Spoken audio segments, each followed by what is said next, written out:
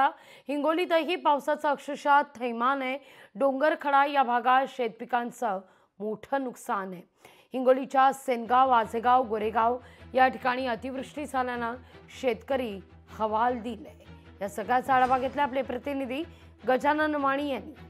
सध्या हिंगोलीच्या कळमनुरी तालुक्यातील डोंगरखडा परिसरामध्ये बघू शकता की या ठिकाणी शेतकऱ्यांच्या सोयाबीन असो, कापूस असो, संपूर्ण हळद असो, अशा पिकांचं मोठं नुकसान झालंय। संपूर्ण शेती पिकं जे आहेत ते पाण्याखाली गेलेली आहेत आणि संपूर्ण या शेतींना अशा प्रकारे जे आहे ते तळ्याचं स्वरूप प्राप्त झालेलं आहे। ती शेतकऱ्यांची पिके आहेत, संपूर्ण पिके पाण्याखाली गेलेली आहेत आणि या पिकांना आता कुठेतरी सोयाबीनचं पीक लागलं होतं, मात्र पीक येण्यापूर्वी जे आहे ते आता ही काढलं येणार होतं पीक, मात्र आता संपूर्ण पिके पाण्याखाली गेलेली आहेत। आपल्यासोबत शेतकरी आहेत। दादा मला सांगा कसं नुकसान झालंय, काय सांगाल? साहेब रोज पण पाऊस आहे, आतून नुकसान आहे, पण सर्व हे आमचं मातीमोल झाले साहेब। कर्जबाजारी झालो आम्ही सर्व। एकरी 40,000 रुपये अवघड आम्ही सावकाराकडून आणून लावलेली आहेत। पीक कर्ज घे, हे घे, आणि हे आता असं म्हणल्यानंतर साहेब आम्ही कर्ज कसं फेडावं?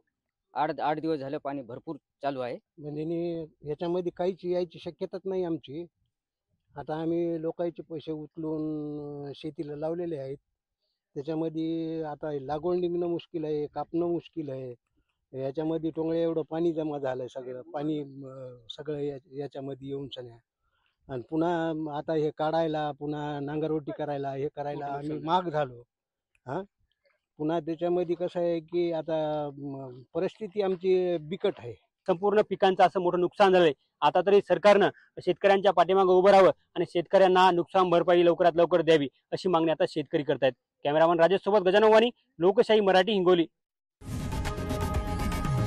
लोकशाही मराठी ऐका, पहा, जागरूक रहा।